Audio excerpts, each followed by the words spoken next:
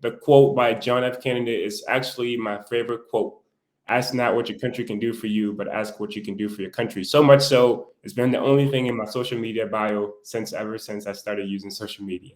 Um, that's how much is my favorite quote. But tell us, what does it mean to you, and why is it important for Liberians to embody that quote? I mean, it means everything to me, and maybe because one, I'm a development worker, and so I know the power of how collective effort can lead to fast national development. And so I'm just convinced from childhood, or I've just been convinced from childhood, that if we can take individual responsibilities as a country and not thinking that the country leadership, political leadership, is the way for national development, then I think we'll move forward. So every time I look at that code, it just re-energizes me that it's important for us to take on national leadership by ourselves in different ways. It could start at the community level, and yeah, it just means really development for me. You have a huge past, a past that is very relatable, but at the same time, your story is very unique as well. You've always been a proponent of education throughout your life. You yourself were also a valedictorian several times in your high school career, graduated as such. What would you say allowed you to overcome the challenges that you experienced as you were growing up in order to be where you are today? I mean, I think first and foremost is to just say, Prince, self discovery has been a powerful means of my journey, or a powerful determination of my journey. And because I'm one of those people who developed at a very young age, I remember being 14 years old and just discovering myself. And that discovery was tied around who am I, what do I want to be, or who do I want to be, and how can I be that person. So self discovery was a very key part of that journey, but also determination and courage, because there were serious times that I could back off and say, I'm done with this thing. But I said, you know what, I should keep pushing forward, because if I reach the point of self discovery where I now realize what I want, who am I, what I want, and how to achieve it, then there should be nothing that should stop me. Many Liberians are always asking for opportunities to leave the country, uh, whether it's because they just graduated and need to go to school, whether it's because they just got, they feel like they just need to leave the country. Whatever the reason is, these people just want to leave Liberia, and they're very desperate for why they want to leave. But the thing that you will not find is that the number of people that are willing to return. So leaving is one thing, right? But if you're willing to return, it's perfectly understandable. If you're trying to leave because you want to better yourself to come back to your country and give back, is understandable. Now, contrary to that, a man like you was privileged to leave, get an education where you could have stayed in a different country, make, quote unquote, more money. But why did you decide to return to Liberia? Why is it important for you to be in Liberia working and applying the things that you've learned outside? This is important. And part of what I want to say, as a way to respond to that, is to firstly say the scholarship that I went on was never a government scholarship. So I'm saying that to say I was not obligated to return. I was not obligated to return. I returned on the basis of what I want to do, what kind of change I want to make.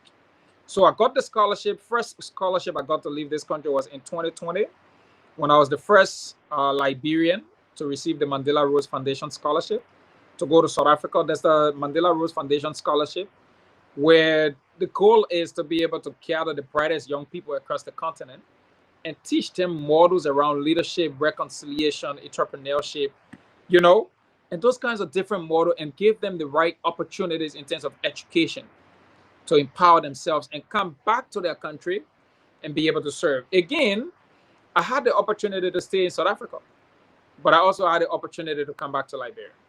And because I'm passionate about how can we all contribute towards improving education, which I'm passionate about in Liberia, I decided to return. You have been, it's not just your story that you've been a part of. You've also helped other people achieve a part of their goals by recognizing them. That's the first step sometimes. But those same people that your institution has recognized those people have gone on based on some of your recommendations and their association with your organization. They have gone on to do many things, many greater things, and are in positions today where they can give back to society. So what is the feeling like seeing those people succeed and knowing that you had a part to play in that? What is that feeling like for you?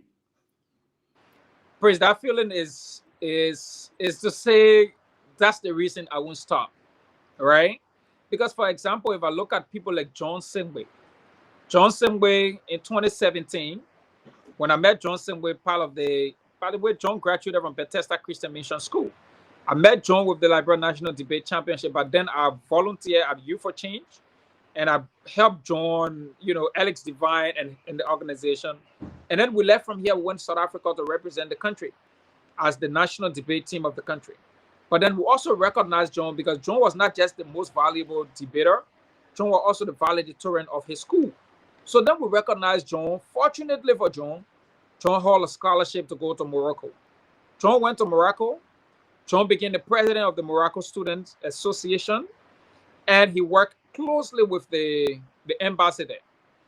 John graduated with his bachelor's degree, and he graduated with honor. John reached out to me. Remember, I was the first Mandela Rhodes Scholar. So John reached out to me and said, Brother Isaac, that Mandela Rhodes Scholarship that you were on in South Africa, can I apply? And I said, yeah, John, jump at it. Fortunately for John, we worked on John's application, and I can say here with too much proud that Liberia have a student at the #1 university on the continent, University of Cape Town. So University of Cape Town, where John is doing international law, I can say it's a proud for me. One of the things that attracted me to the work that you do, my man, I'm data driven. I'm very much about statistics, and I understand just exactly like you said, our country does not believe in the science of collecting data. We don't make decisions, informed decisions based off of data and what is actually happening, right? We make decisions based off of what we hear, how we feel, and what we think is right. And that most times is not effective. So your institution is pro data. You collect a lot of statistics, and some of it we have here. So these are the students. I believe these are the list of the 125 students, correct? Yes. Yeah. So these are the students that you are going to be recognizing, and you have a program scheduled for the 30th of this month, which we'll talk about because you have some challenges as well. We'll talk about that. But I want you to tell us what goes behind the collection of this data, just briefly. Yeah. So, I mean, the ideal is not to just award students. The ideal is how do we identify gaps in education or gaps in our country and make recommendation to how to solve them. So, take for example, there's one of the data that's been analyzed that talk about over 75% of high school students that are graduating from in this country. Mm-hmm. They don't have any experience, any service to their community. Wow. They have never given back to their community, even if it is cleaning up campaigns, study class, nothing. All they do, they go to school, they score the grades, and yeah, that's all for them. That's a challenge. The reason why that's a challenge, I did development studies, right? Mm-hmm. And I know that community development is the fastest way to national development. If you hear there's an argument where, in Ghana, you hear that from Liberians. In Ghana is developed because Ghanaians take on development initiatives by themselves. Now, the scenario in Liberia, you have a member of parliament or a government official, for example, who live in a specific community. The road leading to that government official's house, the road is extremely deplorable. But that official says, because he or she paid taxes, so government must be the one to come and fix that road. Mm-hmm. Our point is, you also are government, because government is not just the people you think you elect. That's why I say government is for the people, by the people, right? So you can't come and say that you can make an intervention on that road simply because, quote unquote, you are not a member of the government. Now, this is the root of what is that.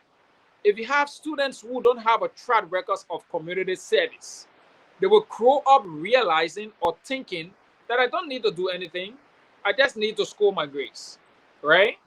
We try to change that mentality to say, no, You as a valedictorian, you can go to your community and organize study class for the Right. kids in the community. You as a valedictorian, you can go to your community if the youth chair or the youth leadership is not doing something, organize at least a community quiz program, a community spelling program, cleaning up campaign. Give back to your community in meaningful ways.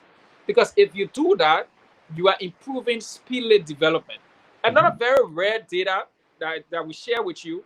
Last year, we had over 80% of students graduating from 7 counties that never knew anything they call email in the 21st century.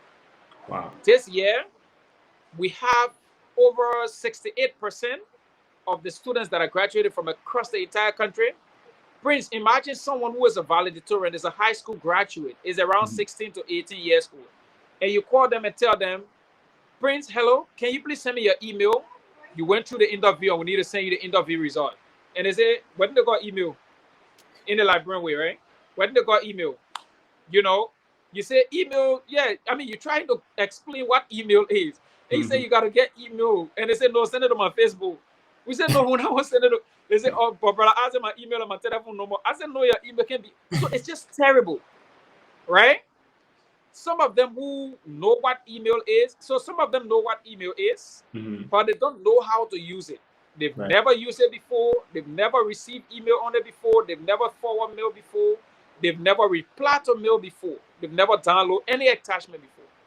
It's a terrible, I mean, terrible statistics. Yeah, Because and most those are of good. these students, Go most ahead. of these students, brains, hello? Yeah, go ahead.